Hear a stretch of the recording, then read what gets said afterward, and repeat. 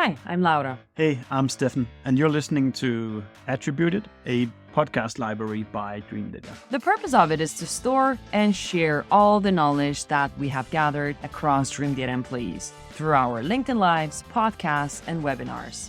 The typical topics you'll find here can be stuff like marketing, Sales, B2B ads, operations, social selling maybe. Hello. Good morning, good afternoon, everybody. Today, I've got Drew Brucker, a friend that I met during numerous conferences nowadays, and a person who moved around in some roles from marketing leadership and now looking into AI-generated imaging. Drew, welcome to the show. Such a pleasure to meet you. Awesome to be here with you. I'm super excited. It's a great way to kick off the week. It is. Drew, if you were to give people a quick intro to yourself, what you're doing right now, and what people can learn from you today. Yeah, I'm a marketer by trade. I've been in marketing in the startup B2B SaaS environment for several years. And, mostly at early stage companies, right, where things are moving quick. There's a lot of priorities. Things are a little bit crazy, but I love that, right? Like, because you can utilize some of your creativity, you get more of a tangible impact on the things that you're working on. So those are the types of things that have excited me. And obviously with the way that AI has just evolved and exploded over the last year and a half, my curiosity just sort of drove me forward with that, specifically around some of the AI image component, and how that factors into the business world, right? Like, having that go from fun to business utility has been interesting to see. And I've been able to kind of prove that out at my past company. And that led me ultimately to start my own company, where we focus on creating brand at scale through visual identity and leveraging AI to do it. So that's just a fancy way of saying, hey, look, like, there's a huge gap right now that marketers have between stock photography and professional photography. And there are a lot of compromises with time and money that come with those things. And there's a whole possibility that opens up when you leverage AI. And we're going to dive into some of that today. So I'm excited to share that and answer any questions. So, if you guys have questions, shoot them over to us and we'll address them. There are so many specialists that self-learn specialists most of the times, from how to use AI prompting, especially for text.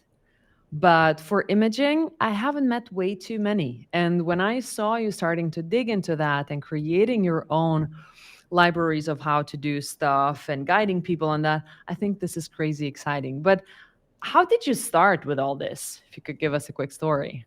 Yeah, great question. There's a difference in terms of the way that I picked up, sort of the LLM ChatGPT thing, and something like Midjourney, which is just a tool that you use for text to image generation with AI. And, for the Midjourney side, I've been a photographer as well. So, one of the things that I like to talk about is I always had a passion for that side. And then I had twin girls 2.5 years ago. And then all of a sudden I had no time, to do photography, to do the editing and things like that. And so when a tool like Midjourney became accessible, right, it was just like, oh, this is interesting. I can create any image from my desk. I don't have to pack all my gear.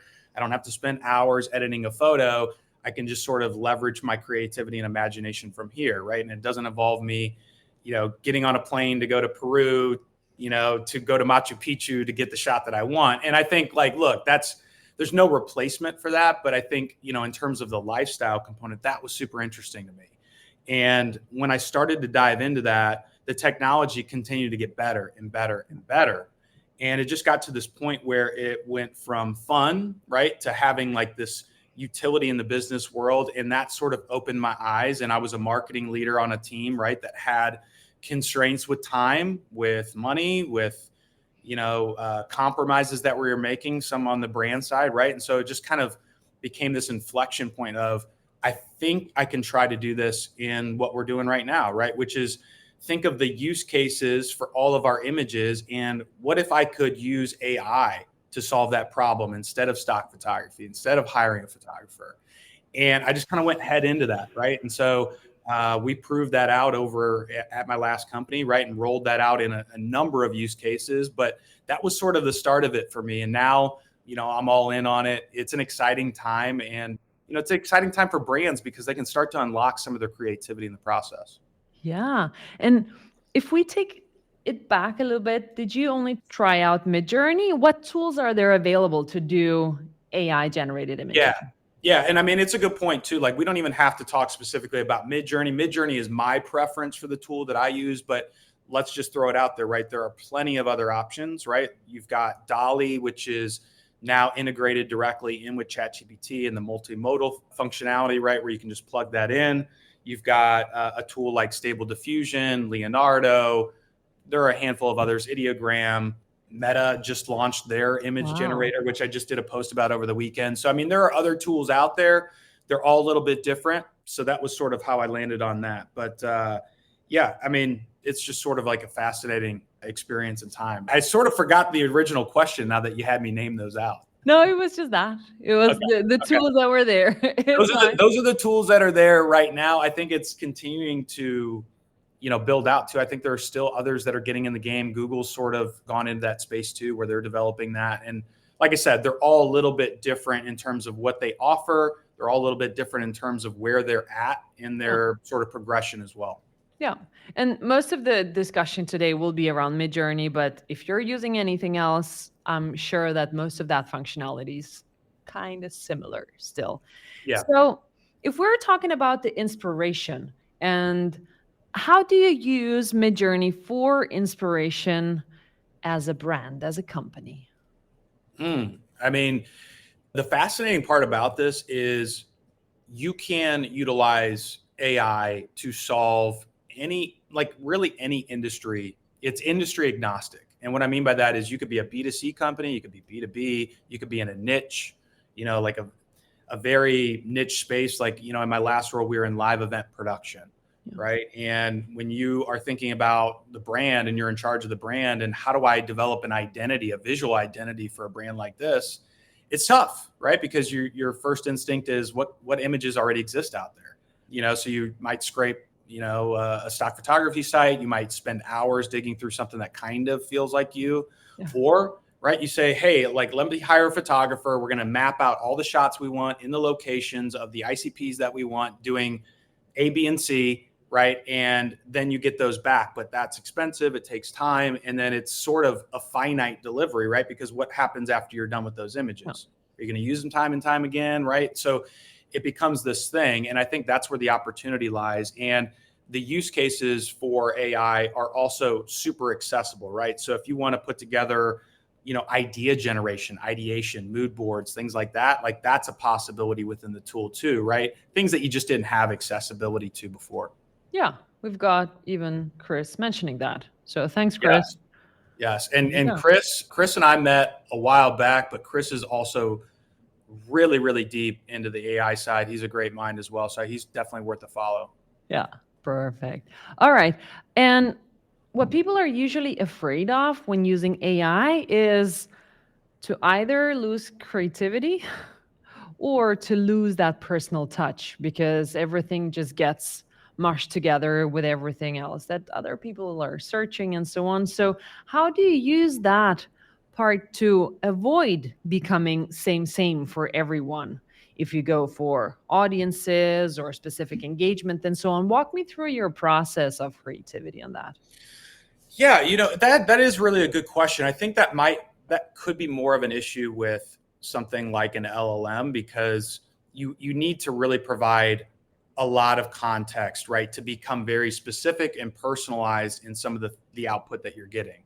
That can be done, obviously, right? But a lot of people may not take the proper time and due diligence to do that and to then accomplish that. I think it's actually easier to do with the image side, right? Because when you think about something like brand colors, you think about, your ICP, how old they are, maybe their ethnicity, what they wear. Like if they've got a uniform, for example, the locations that they often find themselves in, whether that's an office or it's at a coffee shop, right? Like all those things can go into your prompting to then create images that are very, very specific to you, to your brand. Would you try to mimic your ICPs and the locations and the clothing? Or yeah, totally. Absolutely. And that's something that I was able to do in my previous role, right? So we were in live event production, and I can show you a visual example of this as well. That would be nice. Like wide age and ranges, but you had the same black attire. They were always at sort of these dark, moody live concert environments and so forth. And so you start to take some of those things and interchange them with something called like prompt templates, right? So you find some prompts that kind of work, right? So maybe I'm looking for black and yellow, and I want sort of like dim lighting, but then I want, a range of ages. I want a range of ethnicities. I want a range of like somebody's got a beard, somebody doesn't, right? Like all these things, and I can prompt that in, right? So with stock photography, you're very limited in the image sizes. Who is who's appearing on the image itself. You can't interchange those things currently. That could be something that stock's changing in the future, but right now you can't. So I think that's an important thing to mention. So I'm going to pull this up and share this so we can kind of get a little bit of visual with this as well. So like this was like something I put out not too long ago on LinkedIn. I think it was last week, right? But very pretty. You can kind of go into something where you're taking your style guide, what makes you, right? Like what is the personality that you're trying to get across, and start to detail your brand out, right? So what are some of the feelings that are associated with your niche, your product, your service? How do you describe those things, right? Like, so for us, it was things like, hey, look, there's some empathy that takes place. There's diversity, there's dark environments, there's highly technical people, sort of this get it done attitude. Who is your target audience, right? Like, so attire, here's what they wear. Here's their age ranges, their genders, their ethnicities. Here's where they're typically located, right? And so you can start to pull together images that feel cohesive. They have the same look, right? Your key messages and values that come with that. The subjects and elements. So maybe you're taking photos of people, but what are the things outside of the people, right? So audio equipment, camera equipment, all right? Where are those things located? Well, they're located at live events, concerts, festivals, conferences. Here are sort of our colors, right? So we think about black, yellow, white. There's a high contrast, sort of a neon look, right? So you can do all of these things for your brand and really assess that, taking into account your brand guidelines and the brand that you want to be, and see if you're making any sacrifices there, and then start to create things that are consistent, right? Because you can see in examples like these are all very consistent. You get the same look and feel. These are not cookie cutter images, right? They stand out, they're different. They put you in the shoes of you as a user. So if I am a live event producer, or I'm on site where I buy this type of software, I can see myself in these shoes, right? So all these things come into play. And then, like I said, you put these into something like a prompt template, right? So if I've got different ages, different genders that I want to pop out, different job titles. So maybe I've got a camera operator, I've got an audio engineer. Here's what I want them doing, right? So everything in brackets here is sort of like the dynamic part of a prompt. And then maybe something else, is more of like the static, right? So if I want a certain camera angle on all these, or I want a certain dimension, like an image dimension, those would be more of the static part, right? But the point is, you can create these in perpetuity, and that's a pretty powerful thing, because you can create sort of this branded library of images that are unique to you, specific to you, and you can use them all across the board for any kind of use case, right? So those could be blogs, your website, illustrations, mood boards, mock-ups, campaigns, emails, right? Internal, external, slide presentations, all of those things. And so that's why this is so powerful, is it's giving back the power to the teams. It's saving you time, money, compromises on those things, and allowing you to stand out in an already noisy space, because everybody's posting more content. And visuals is a great way to break apart from that, because of, the authenticity of the brand that you can set up. And this does just that. Going back to your original question, it allows you to tap in to something that feels much more authentic, much more empathetic to your end user. How do you strike the balance between quality and quantity? Because it seems like you can generate thousands of images real quick, but where is the balance? That is, I think, one of the great unlocks to this is once you first focus on the quality of what you're putting together, right? So you need to do some R&D and experimentation with the types of prompts that you're building, to get the ultimate images that you want, right? So if I've tried, several hours of iteration and I finally found something that works, okay, that 2 hours kind of sucked, but guess what? I'll never have to think about that again because I can just interchange these things. And 90% of the time, it's going to give me what I want. So I first focus on that quality and building the right prompt. And so I know what that output's going to be, generally speaking. And then I know I'm going to get high quality every time from here on out, right? So it's solving that quality to then get to the quantity. Right. And if you take yourself back at the time when you started to work with Midjourney, it must have taken you some time to get those prompts right and to create those images. How was your process and where are you now? Like, how long time does it take to actually be done with that hard first part? It's a great question. These models are built on scrape data and learnings, right? So there are some cases where maybe there's an item, like a very obscure item. I'm working with a client right now that is, looking for something around like a container tilter or a container loader, which is like very specific to like scrap metal, right? How many images are out there of that, right? And then to be able to compile those and put those together. Well, I think that really depends. For me, with what I did with the audio side, there was some experimentation, but it really didn't take me long. Maybe it took me an hour or two to find out, hey, this lighting kind of works really well with what I'm trying to get across. This is sort of like a camera operator, an AV crew, like finding those keywords, only took a little bit of time to develop, and others may take a little bit longer. So I think it's somewhat dependent on that, right? Like the more obscure the niche, the harder it could be. But for the most part, you also need to take into account, am I just going with photorealism imagery or am I mixing in other things? Because it doesn't just have to be that, right? You could think about illustrations. You could think about more of like a cartoon. Like what's the use case that you're going after and what's your brand? Because it may not just be photorealism. So I think there are a combination of ways to get to your end result, regardless of, the industry, the product, the service, or the offering that you have. Right. What kind of common mistakes do you see people do when they start working with the AI generated images? What did you do as of mistakes? What were yours? Well, Your learning. I almost view it as like even the mistakes aren't so much mistakes as they are like learning opportunities to refine and get better. And I know that sounds a little bit corny, but like I don't really know that there are too many mistakes other than like, hey, you generated an image and you're putting this out there in a business environment and somebody's got 6 fingers or they've got a third arm or a third leg or something crazy like that. Right? So, I mean, obviously that would be a mistake. I don't know that this is a mistake, but some people I think default to more of this, like they think it looks kind of real, but it seems a little bit cartoony, right? And it's like, everybody's doing that, right? So like, can you focus in a little bit more on the medium that you're going for, right? Like the actual style that you're going for. Is it a photorealistic shot? Then hone in on that and what those things are to become photorealistic in these prompting tools.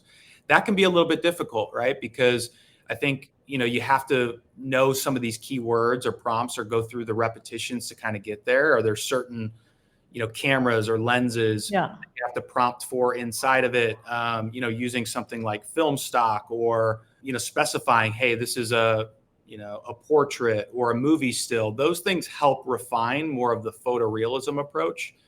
And so maybe it's that if I see anything, but honestly, I don't see enough people failing in this to really know for sure. Try more, people. Yeah, we need to try. There's a good question from Mary Jo. So do you know anything about like rights, licensing, or any art trademarks that people should be aware of? This is a fantastic question. This comes up in, every live or session that I'm doing. And I think it's just important to note, one, I'm not a legal consultant, so don't take everything that I say as gospel here. But as with most things with AI right now, regulations are behind the technology, right? And so there hasn't been a lot of really solid groundwork laid in terms of the do's and the don'ts. But I do know some things that will help out quite a bit with this. So I think if you're going to use this commercially, you're going to use this for any sort of financial gain, right? So maybe this is more of like an artistic thing. I would stay away from using specific names of artists, directors, photographers, brands in your prompting, right? So, Nike, if you're going to put Nike in your prompt, I wouldn't go selling whatever you're creating. Now there's no technical rules on that right now that I know of, but I would stay away from that. And that's just sort of like a rule of thumb. But outside of that, you can get similar looks to artists or Nike or whatever using other keywords. So if it's Nike athleisure, right, you go for athleisure, you go for keywords that associate with Nike to get there. So that's one of the things that I would say. Also, there's another question that comes up quite a bit, which is around like copywriting AI images. And can those be copyrighted? Currently, the answer to that is no, because the way that that's viewed is, hey, look, there was no human creation or element that was guided in this output. Now, if you were to go and take that image and change something, add something, delete something, make it yours, add some text to it, then it becomes something that you potentially could copyright. And so that's kind of the way that gray area looks right now as well, which is a little bit uncertain for a lot of people. But I think when you're talking about using this for your brand, some of the things that I did, nothing there would be potentially harmful to use, right? I used lighting. I used the type of person that I wanted or the type of item that I wanted to showcase. I used the camera angle that I wanted to do it with, right? So I understood what kind of shot I was getting. And I used, things like color or composition, like how I wanted it to look. And I didn't use any names, right? So I have nothing to worry about there because you technically own those images in that regard. Yeah. Another specific question was around SEO. Is it possible to use AI generated images for SEO in any way? I'm imagining that you're talking about, hey, look, like I want to put this image, like let's just maybe use a blog, for example, and you want to put this image in your blog. I mean, just like anything else. And I know a good bit about SEO, but I'm not an expert. I would think that maybe you're talking about that similar point of like adding alt text to your images.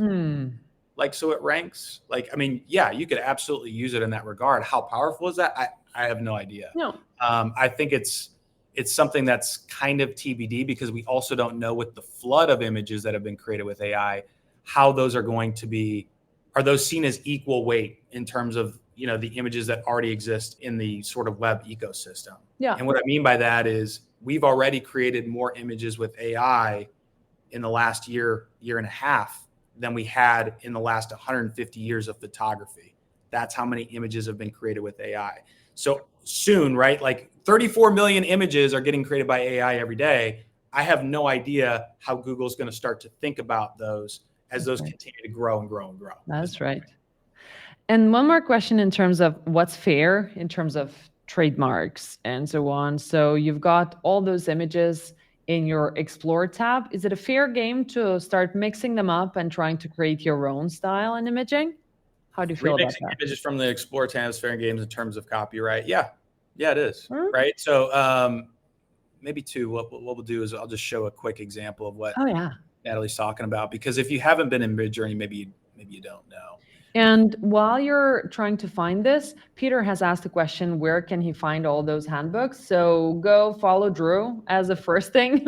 And then if there's anything that you're missing out because he's putting that content out on LinkedIn, then reach out directly. No, Brew? Yeah, I can help you out with that. That's not a problem. Just shoot me a message. So this is what Natalie's talking about with the Explore tab. So, you could go into these images, and this is what's powerful, I think, about Midjourney too, is it's more of a community aspect than some of these other image creators. And so a lot of people are trying to, they get to learn together.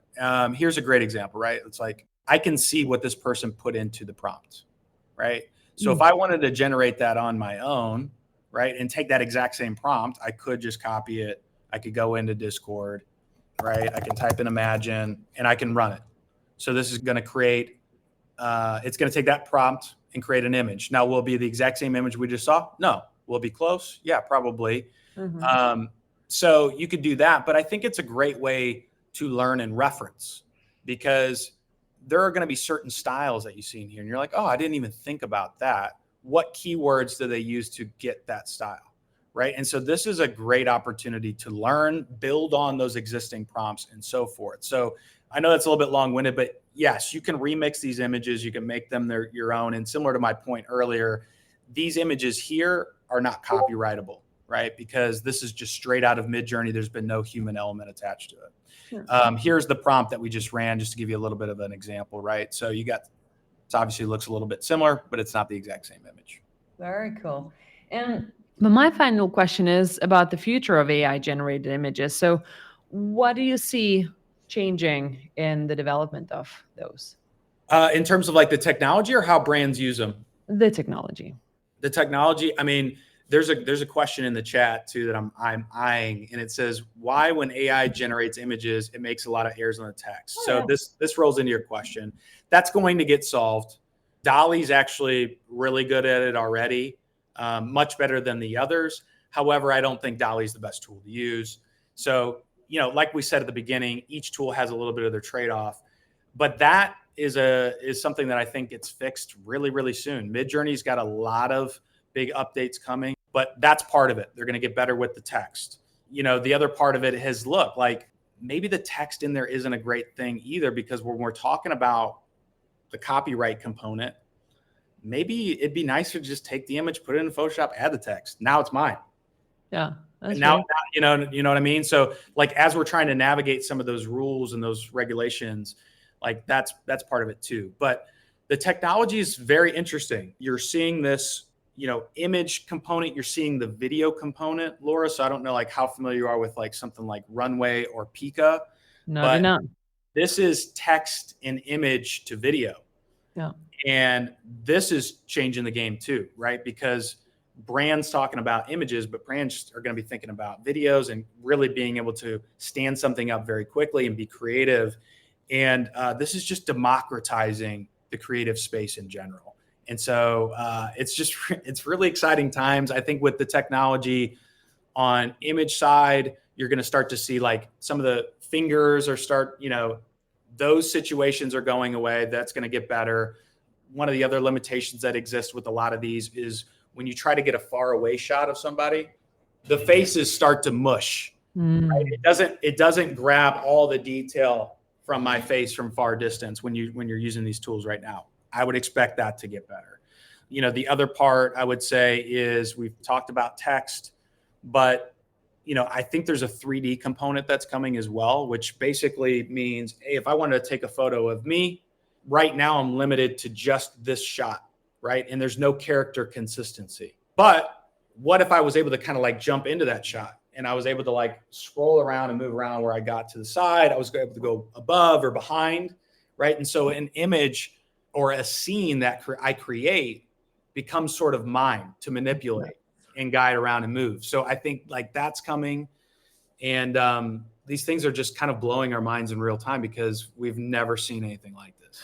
So, Drew, thank you very much for today's half an hour spent together with us talking AI generated images. It was a blast. And if you've got any questions, guys, hit them over to Drew.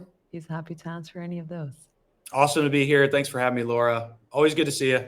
Thank you. See you. Bye-bye. All right. We hope you like listening to us. Subscribe to our podcast and the ones that we have been guests on. And if you have any feedback for us, just do let us know. And should there be a guest that you think we should be talking to, then pitch us. We're looking forward to seeing you.